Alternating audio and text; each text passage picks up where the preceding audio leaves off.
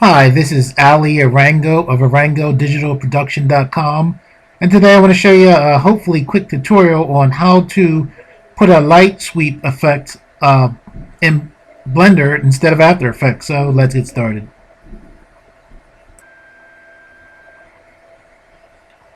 Okay, here we are in After Effects, and how this will be done in After Effects is all you would do is go to Composition, New Composition, make your composition settings, and what we're going to do is go to File, Import, File. I'm going to bring in a background grunge text. We'll drag this down into our comp. Now what we're going to do is just select the text to put the effect on.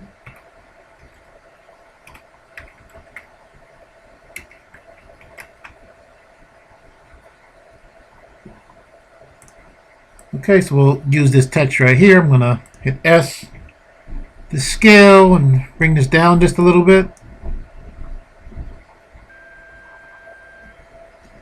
Okay, and what you would do is you would just go to your Effects and Presets panel, go to CC Light Sweep, which I have right here. Pull this down, place it right on top of your text. And then how it works now is you would just take the center point of your light effect. I'm going to go to my light sweep panel here and change the sweep intensity up to about 50, 51, whatever. And then what you would do is come down to your effects, to your comp panel, to your CC light effect. And now what we're going to do is, let me move this back over again. Now what I'm going to do is I am going to set a keyframe for that light sweep. Move my timeline forward to about 7 seconds. Move the center for the light sweep effect across. And then pretty much essentially there you have it. There's your light sweep effect inside of After Effects.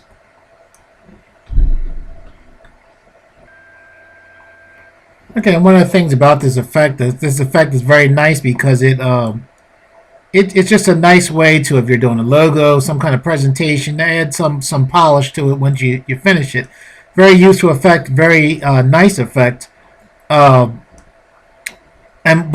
what I'm learning is that if you're using an effect that isn't a preset effect, when you actually do in After Effects, it seems that Blender is up to the task. Now, when we go to Blender, one thing you will see is there are some subtleties that you'll get in After Effects that you won't get in Blender.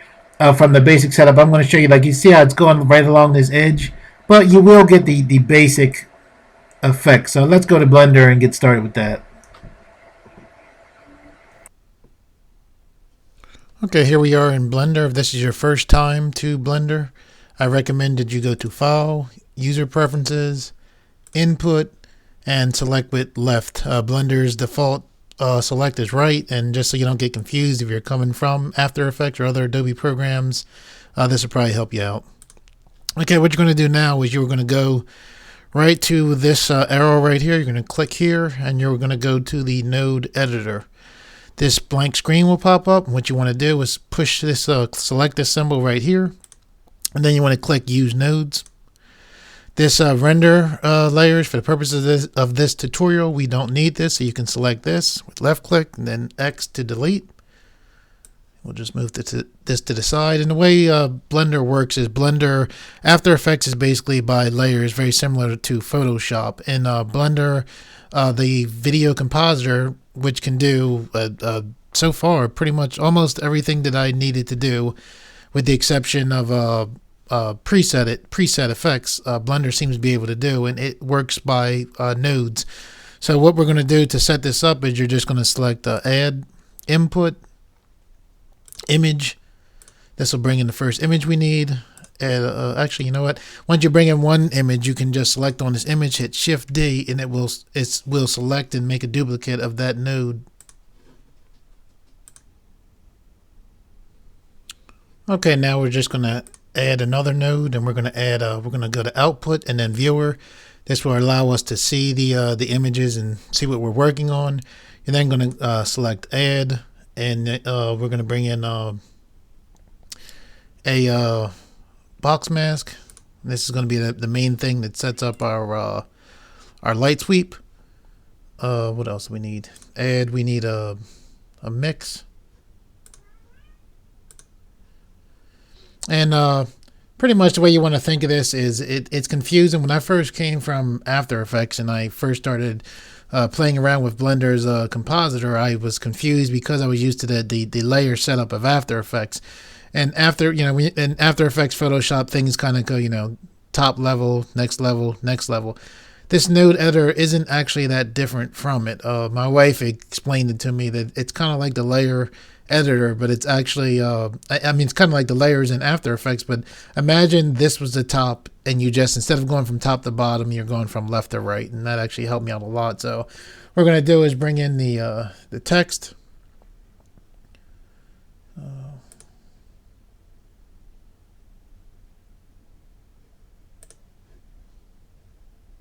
You can click this little thing right here if you're new to After Effects. This way you'll actually be able to see your text.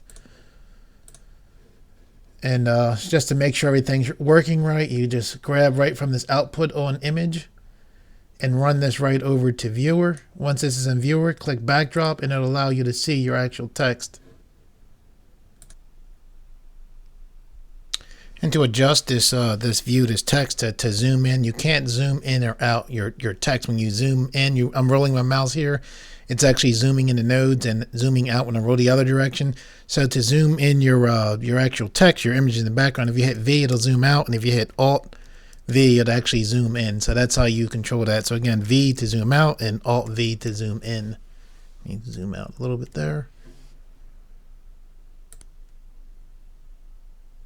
Now we're actually going to bring in our actual light gleam. So basically this light gleam, the way I made the text, I went into GIMP and I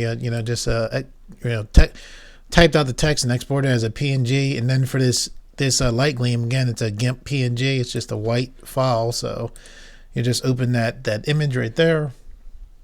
And what we're going to do, when you come in to make sure that your images, that everything is set up right, what you want to do is you want to make sure that you have the right scale for your image. And this is a little bit different if you're coming from After Effects. So what we're going to do is click Add, Distort, and then Scale.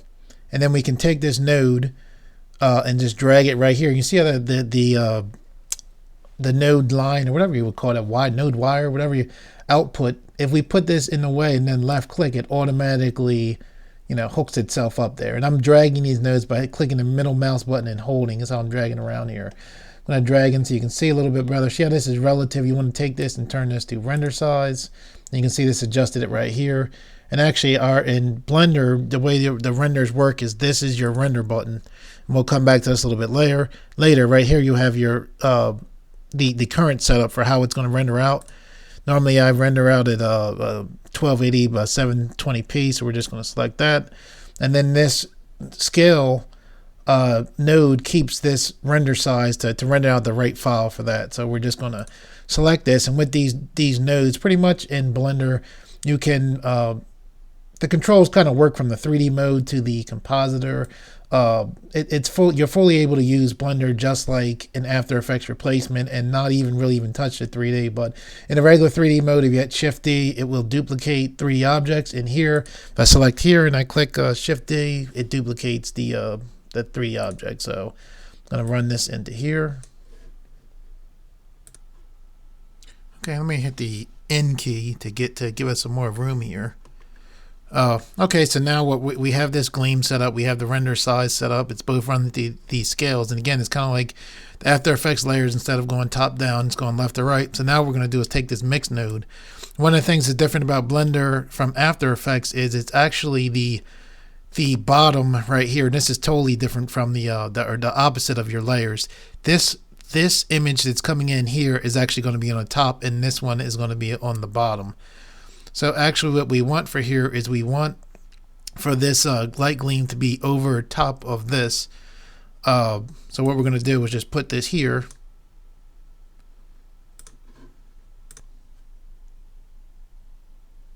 Okay, now what we're going to do is take this box mask here, and you can see when I select this box mask here, you can see here is the actual box mask, and this is just like a mask in After Effects. It's actually going to mask, it's actually like a hockey mask. Anything that this is over, it will or like the reverse of a hockey mask. A hockey mask would protect somebody's face from getting hit in the face with a puck. This actually would let whatever the mask is over show through. So I'm just gonna, you can just go to your box mask here, rotate it. We're gonna set it up similar to a light gleam, the light gleam in After Effects, and then you have your basically from here you can make it longer or shorter. Here makes it you can just click and hold and drag here and it'll make it bigger or smaller, or you can click a you can actually click your exact specific number in here that you want it to be. For this I'm going to put in 0.02. Then you can see it activates right there. So now what I'm going to do is come out from the mask output here, and I'm going to go to the mix node into the factor. And now you can see right there, there is you can kind of see how the light gleam is going to be forming now. And we kind of have like the light, pretty similar setup to After Effects. Of course, this is too sharp. So what we're going to do to make this not as sharp is we're going to go back to adding another node in the control that. So we're going to click Add, and we're going to go to Filter, and then we're going to go to Blur. And a lot of these things in Blender are very similar to Photoshop, very similar to After Effects. You see, here's our main blur, and take a wild guess. When we click here, we have all these different things. So we have, Gaussian and fast blur. So we're actually going to use fast blur. And then what we're going to do is just take up this blur to maybe like 15. And now you can see we have we basically have our light gleam there. So basically all we have to do now is the way that After Effects, you see that? I know I called Blender After Effects before, and it's funny, like basically I used to still use After Effects a lot, but I'm actually using it less, just from the After Effects is an awesome program. However, one of the issues that I have with After Effects is we have a lot of computers available for use, but After Effects obviously you can only put on a limited number of computers. However, with Blender you can put it on as many computers as you want. So I mean, my gosh, with Blender you can take it and you can put Blender on all your different computers and have them rendering, each computer running Blender rendering a different part of PNGs if you're doing an effect. So anyway, after working with them for a while, you start to slip in the word somehow. That's how similar they start to seem, at least to me. Anyway, the way we're going to control this is with this box mask. We can actually, let me try to move this stuff out of your way a little bit so you can see. With this box mask, we can animate this this gleam that we created here in Blender. Pretty similar actually to the light gleam, or light sweep. I'm sorry, light sweep effect in After Effects. And what you're going to do is we're just going to take this number here. I'm holding down my left click, and I'm just dragging to the side. And you can see there it is moving to the side. So all we're going to do, it's out, and you can see the mask on here. You can kind of get an image of where it's at. That is right there, that box mask. So now what we're going to do in After Effects, one of the cool things, everything is animatable in After Effects. Almost everything that has some kind of like a slider like this, you can animate. So what we're going to do here is we're actually going to take the time frame to around 10, and you're going to go over this X position, and you're going to hit I on your keypad, and just by hitting I over these numbers here sets up a keyframe. So that's how you would do it, as opposed to After Effects in here. So now what we're going to do is take it to about 120, and I'm running that 24 frames a second here. So now what we're going to do is go back to this X position, and if you hit shift you'll get more controls. I'm going to hold down shift, and I'm just holding the left mouse button, and I'm just dragging along, and obviously I'm just going to drag it through just like I would the light sweep and After Effects. You have to let go to actually see it going, so to actually see it. So now it's out the other side. So now I have it at the 120th frame here. I'm going to go over these buttons again, and I'm going to hit I to insert a keyframe. And right here you can see there's the first keyframe, and actually right here you can see there's the second keyframe. So when I come back, you can actually see, okay, there you have it. There's the light sweep, almost, pretty much the animation set and everything else.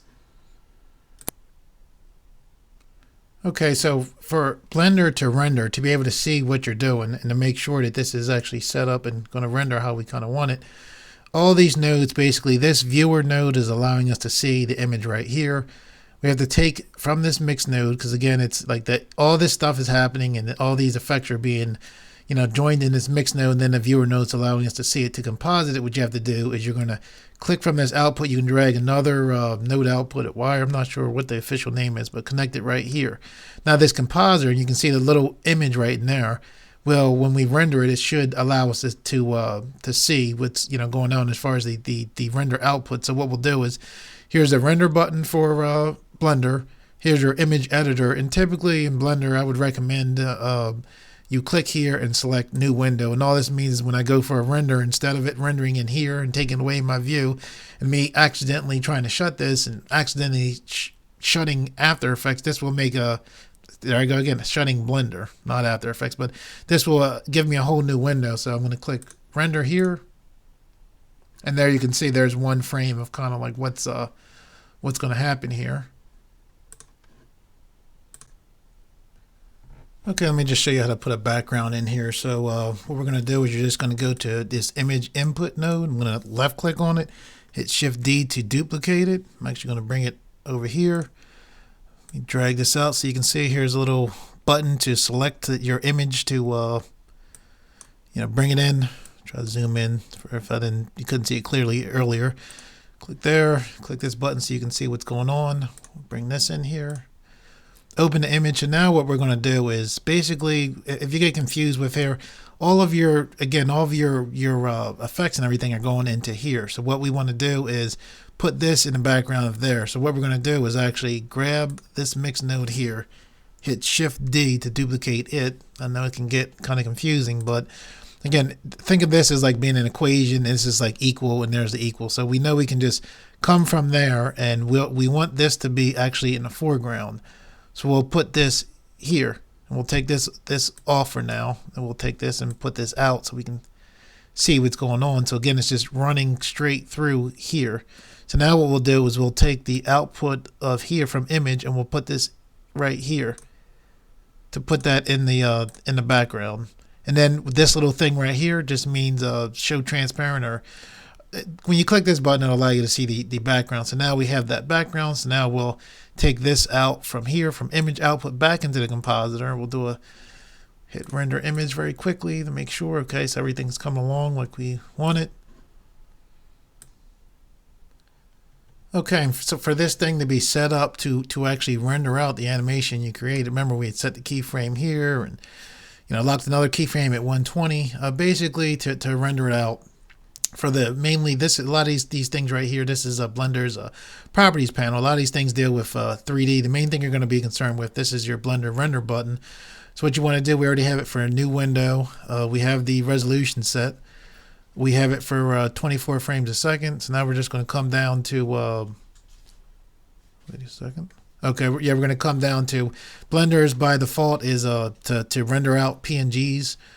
Which is fine, it's the safest way to render, especially if you're rendering something very complicated. Here, we're just going to render an actual movie out. So you're just going to select here, how I choose to render is what I'm showing you. H.264. Go to encoding. We'll change this AVI to MPEG-4. And there's normally, if you had sound for this, you would click this audio codecs, and I would select MP3. It doesn't have that, so we won't. And then right here is your output folder. So you just want to select it, place where you know where it's going to go. Right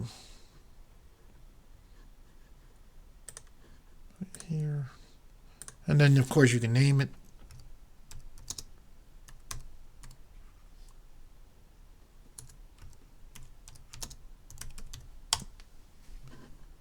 And now you should be good to go as far as the render.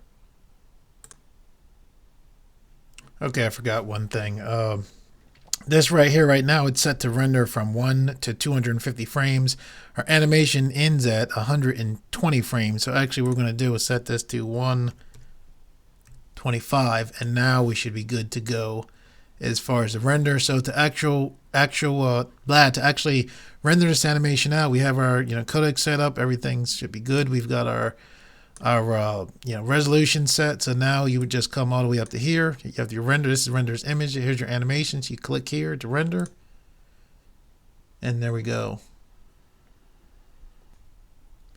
Okay, and there you have it, a light sweep effect inside of Blender that I think is reasonably close to the After Effects effect. And obviously you can go into the Blender settings and adjust the speed and some of the blending modes.